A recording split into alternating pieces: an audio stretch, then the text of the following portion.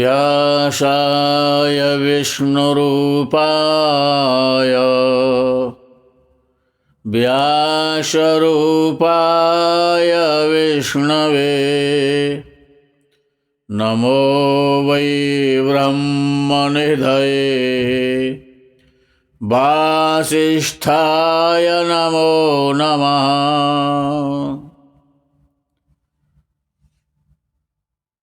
अनंत अकारण करुणा वरुणालय अकर्तुं कर्तुम् अन्यथा समर्थं सर्वसमर्थ आनंद कंद माधव मुकुंद श्री कृष्णचंद्र श्री सीताराम के चरणारविंद का चिंतन करते हुए ऋषि महर्षि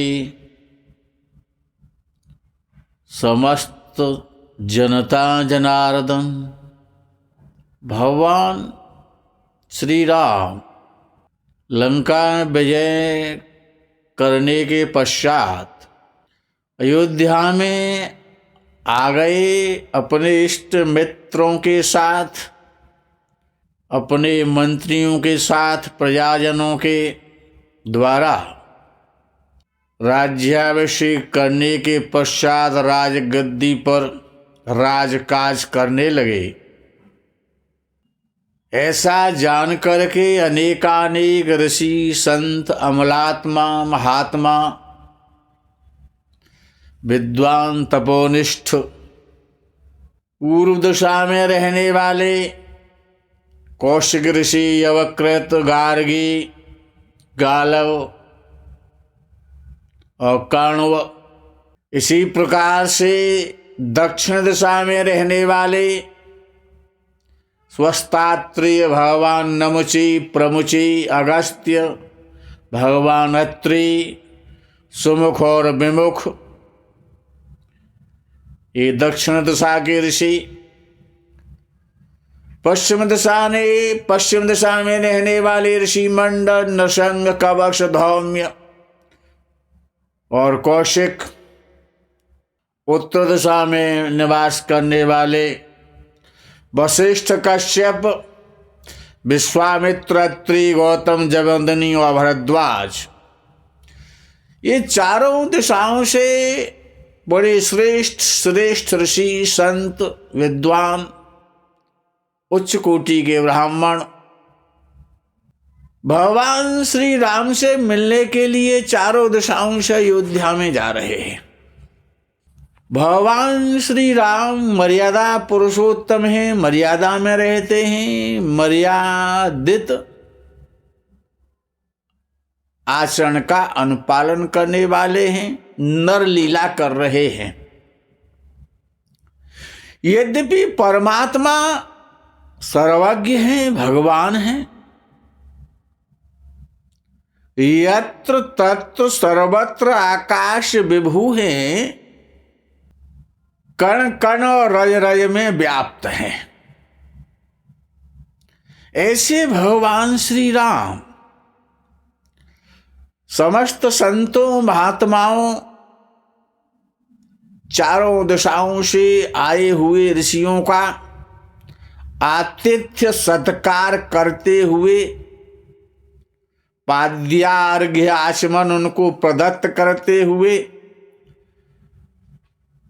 स्वर्ण के आसनों पर कुशासन बिछा करके मृग चर्म उस पर डाल करके ऋषियों को विद्यमान करते हैं और उनको एक एक गाय उनके सम्मान में सभी ऋषियों को मुनियों को दान देते हैं। गाय की बड़ी महत्ता है। गाय विश्व वंदनीय है। देवता ऋषि महर्षि सबकी पूजनीय है। समस्त दुखों को हरने वाली, समस्त अमंगलों का नाश करने वाली, समस्त प्रकार के सुखों को प्रदान करने वाली उस ब्रह्मा की सृष्टि में यदि कोई अमूल्य निधि है तो वो सिर्फ और सिर्फ ये गाय है। आज भगवान श्री राम अपने निजी कर कमलों से ऋषियों को, महात्माओं को एक एक गाय स्वागत के रूप में उनको दान करते हैं। भगवान श्री राम ब्रह्मवेत्ताओं में श्रेष्ठ ऋषि अगस्त जी से, ब्रह्म ऋषि से जिज्ञासा बस पूछते हैं। यद्यपि परमात्मा श्री राम सर्वज्ञ हैं और ऐसे परमात्मा जो दीनों पर दया करने वाले हैं, समस्त जगह सर्वत्र रूप से समान व्याप्त हैं, वो भगवान हैं। भगवान किसे कहते हैं? उत्पत्ति प्रलयम चैव भूतानां गतिम गतिम वेत्ति विद्याम अविद्याम च सवाच्यो भगवान इति। उत्पत्ति और प्रलय का जो करने वाला है, जो उत्पत्ति भी करता है और प्रलय भी करता है, जो संसार के जीवधारियों की गतिम गतिम, जो गति और अगति सबको जानने वाला है, विद्या और अविद्या का जो ज्ञाता है, जिसके द्वारा ये 6 चीजें उत्पन्न होती है और ये 6 वस्तुएं, ये 6 पदार्थ जिसको प्राप्त हैं, इन 6 पदार्थों को भग कहा जाता है। और जिसके पास उत्पत्ति और प्रलय, गति और अगति, विद्या और अविद्या का जो ज्ञाता है, जिसके भ्रकुट विलास सृष्ट लय होई, जिसके भ्रकुटी मात्र से सृष्टि का प्रलय हो जाता है, ऐसे सहज और सरल मर्यादा पुरुषोत्तम भगवान श्री राम रघुकुल शिरोमणि अगस्त ऋषि से प्रश्न करते हैं कि हे ऋषिवर, हमने सुना है कि रावण को बहुत भयानक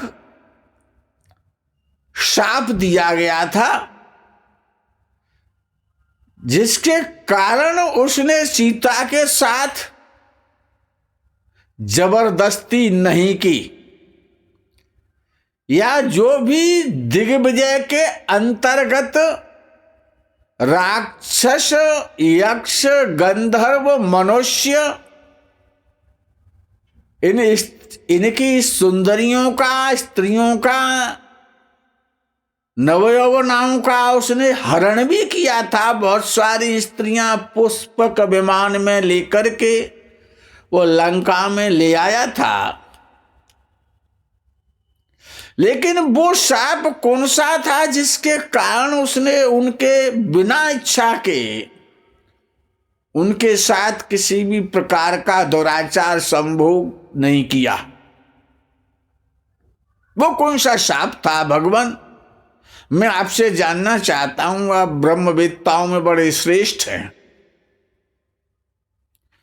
अगस्त ऋषि कहने लगे, हे रघुवर, हे श्री राम, यद्यपि आप सर्वज्ञ हैं, आप भगवान हैं, लेकिन आपकी ऐसी इच्छा है तो मैं आपको उस प्रसंग को सुनाता हूं कि जिस शाप के कारण यदि वो किसी स्त्री की बिना इच्छा के उसके साथ यदि बलात् संभोग करेगा तो उसके सिर के 7 टुकड़े हो जाएंगे।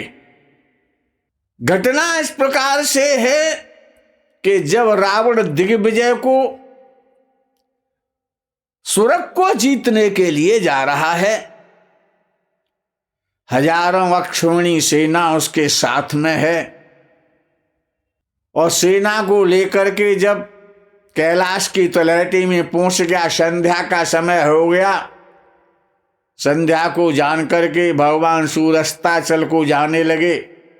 रात में ही दशानन ने अपनी सेना को संध्या काल के समय, सूर्यास्त के समय आदेश दे दिया कि आज कैलाश पर ही विश्राम होगा, यहीं पर रात्रि व्यतीत की जाएगी। जब भगवान भास्कर पुनः उदयाचल से उदय होंगे, उस समय स्वर्ग के लिए, स्वर्ग की विजय के लिए यात्रा प्रारंभ की जाएगी। सभी सैनिक थके हारे सेनापति के सहित सभी विश्राम कर रहे हैं, गहरी निद्रा में सो रहे हैं। लेकिन महापराक्रमी रावण उस कैलाश के शिखर पर चुपचाप बैठा हुआ पूर्णिमा के चंद्र की चांदनी को निहार रहा है। चंद्र को निहार रहा है, चंद्र की पवित्रता, उसकी उज्ज्वलता, उसकी सुंदरता को निहार रहा है। प्रकृति की छटा को चांदनी में देख रहा है। पर्वत पर कैसी सुंदर शोभा है। कहीं कन्नेर के जंगल शोभा पा रहे हैं, कहीं मौसरी के वृक्ष अपनी सुगंधी बिखेर रहे हैं। मंदाकिनी के जल से अनेकानेक सरोवर कमलों से अलंकृत हो रहे हैं। मंदार, आम, अशोक, नाग, चंपा, नाग, केसर, मंदार, आम, पाड़ल, लौद, प्रियंगु, अर्जुन, केतकी, बड़े बड़े सुंदर रंग बिरंगे पुष्प खिल रहे हैं और सुगंधी बिखेर रहे हैं। हल्की हल्की पवनदेव के झोंके लग रहे हैं, हल्की हल्की सुंदर सुगंधित वायु चल रही है। किन्नर कामनियों के साथ में राग युक्त सामवेद का गायन कर रहे हैं। विद्याधर युवतियों के साथ में जल क्रीड़ा कर रहे हैं। कुबेर के भवन में, अलकापुरी में अप्सराएं नाचती गाती हुई, उनकी मधुर ध्वनि, उनके नाच की, उनकी गायन की मधुर ध्वनि सुनाई हल्की हल्की पड़ रही है।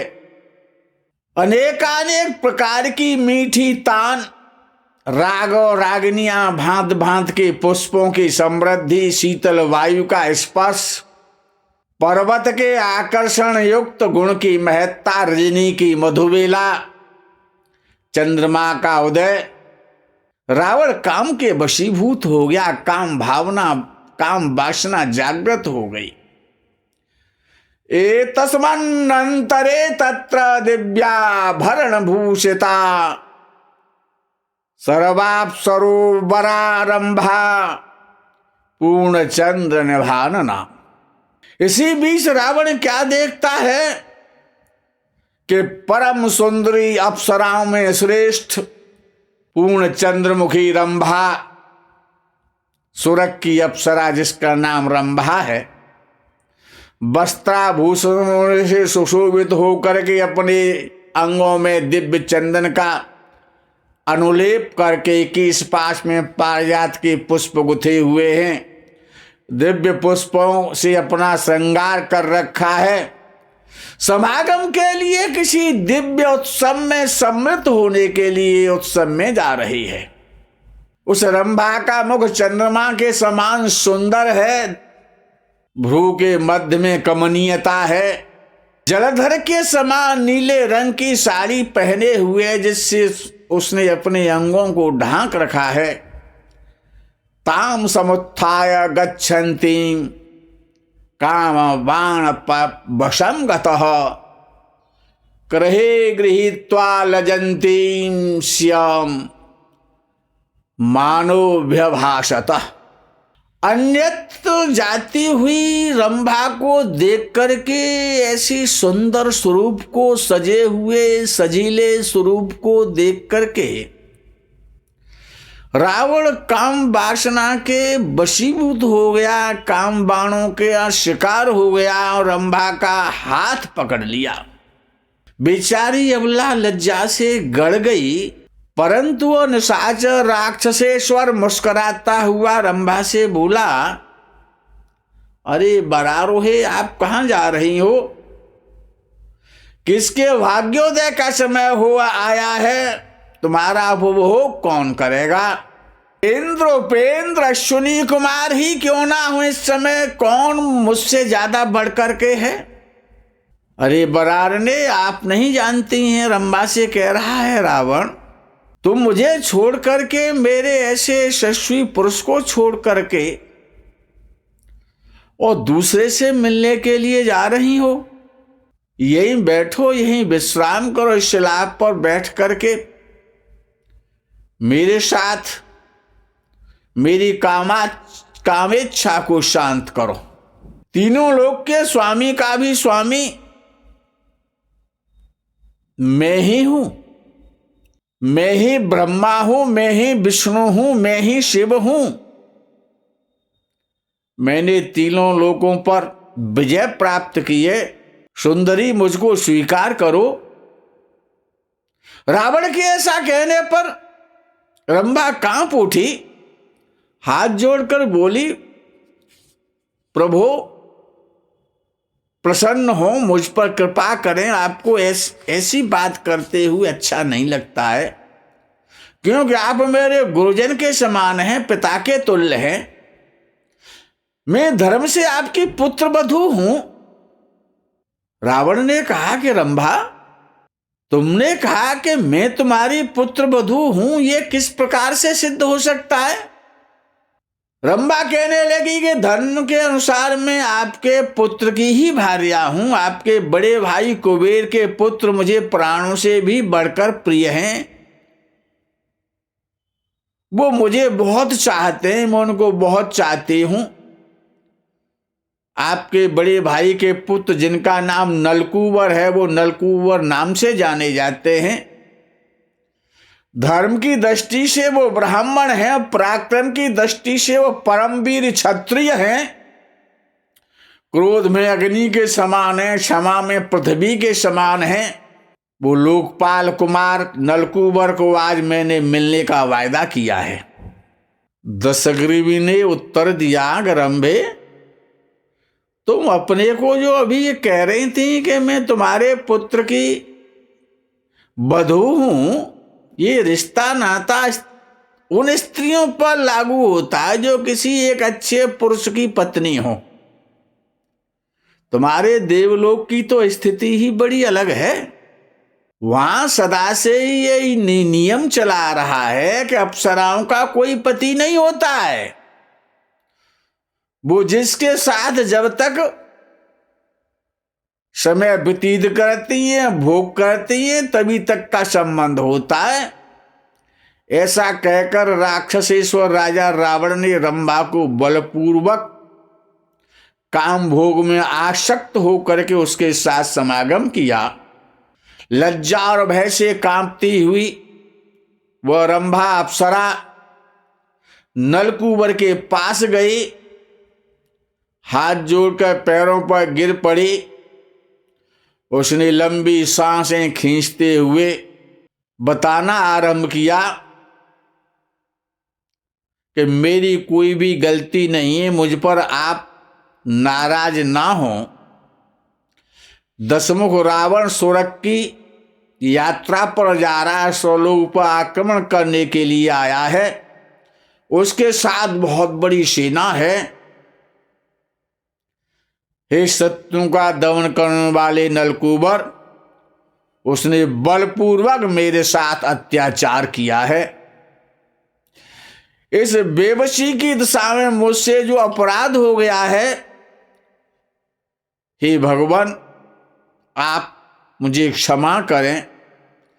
ऐसा सुनकर के वैश्रवण कुमार नलकूबर को बड़ा क्रोध आया। रंभा पर किए गए रावण के द्वारा अत्याचार को सुनकर वो ध्यानस्थ हो गया, ध्यान में लीन हो गया और 2 घड़ी में ही वैश्रवण कुमार ने रावण की सारी काली करतूत को जान लिया। नलकूबर के नेत्रों से अग्नि की ज्वाला निकलने लगी, क्रोध से शरीर जलने लगा। अपने हाथ में मंदाकिनी का जल लेकर के संकल्प करके आचमन किया, अपने अंगों का स्पर्श किया। और महाराज रावण को हाथ में जल लेकर के राक्षस राज को बड़ा भयंकर शाप दिया। अकामाय तेन समात्वं बलाद भद्रे प्रदर्शिता तस्मात् सयवती मन्याम नाकाम उपदायस्यति। तुम्हारी इच्छा न होने पर भी रावण ने तुम्हारे साथ अत्याचार किया है। आज मैं उस रावण को शाप देता हूं कि आज से वह दूसरी किसी ऐसी युवती से, किसी स्त्री से, किसी अबला से समागम नहीं कर सकेगा जो उसको नहीं चाहती हो। यदि वो काम पीड़ित होकर उसे न चाहने वाली युवती पर बलात्कार करेगा तो उसके तत्काल उसके मस्तक के 7 टुकड़े हो जाएंगे। नलकूबर के मुख से प्रज्वलित अग्नि के समान दग्ध करने वाला साप निकलते ही देवताओं ने आकाश से दुंदुमियां बजाना शुरू कर दी। फूलों की वर्षा होने लगी। ब्रह्मा आदि देवताओं को बड़ा हर्ष हुआ उस रोमांचकारी साप को सुनकर के कि बिना इच्छा के किसी स्त्री से रावण यदि बलात्कार करेगा, उसका संभोग करेगा तो उसके सिर के 7 टुकड़े हो जाएंगे। जो रावण के द्वारा जो स्त्रियों का हरण हुआ था, जो लंका में बंदी के रूप में रह रही थी, उन्होंने भी इस शाप को सुना। उनको बड़ी प्रसन्नता हुई कि अब राजा रावण हमारे साथ जबरदस्ती जोर नहीं कर सकता है। उन स्त्रियों को भी बड़ा प्रसन्नता हुई, सबका मन प्रसन्न हुआ। हे देवताओं के देव, देवाधिपति देव, हे मर्यादा पुरुषोत्तम, यद्यपि आप सर्वज्ञ हैं लेकिन आपके जिज्ञासा प्रकट करने पर रावण का शाप का वृतांत मैंने आपको सूक्ष्मता के साथ में सुनाया है। हे देवेश्वर, इस प्रसंग को जो कोई भी सुनता है और सुनाता है उसका काम नष्ट होता है। वो स्त्रियों का सम्मान करता है, शक्ति को अर्जित करता है, संसार में समस्त प्रकार के सुखों को भोग करके साकेत धाम को प्राप्त करता है। श्री राम जय राम जय जय राम। श्री राम जय राम जय जय राम। धर्म की जय हो, अधर्म का नाश हो, प्राणियों में सद्भावना हो, विश्व का कल्याण हो। गो माता की जय हो, गो हत्या बंद हो, सत्य सनातन धर्म की जय हो। राघवेंद्र सरकार की जय हो। हर हर महादेव।